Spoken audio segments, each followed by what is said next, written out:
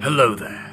Ivy has been accused of a crime that it hasn't committed, the terrible crime of killing trees, and I'm here to prove Ivy's innocence. Ivy does not strangle trees, because ivy is not a parasitic plant. It does not take nutrients or water from a tree. It simply uses the tree as a structure to grow on. Ivy has its own root system, and its arrowroots do not bore into the trunk and damage the tree. Just like any other tree species, ivy does compete with trees, and if a tree is already dying, ivy may help to speed up this process through shading and adding a little extra weight. But death and decay are natural processes in the woodlands and help to create new habitats and opportunities for other species. So we need to start seeing ivy as a natural part of healthy woodland, as it provides immense value to wildlife. The nectar, pollen and berries on ivy are essential food sources for birds and insects. Its evergreen leaves provide vital shelter and habitat for rare overwintering insects, and there is even a species of solitary bee known as the ivy bee that almost exclusively feeds on the pollen produced by ivy. Boom, I rest my case.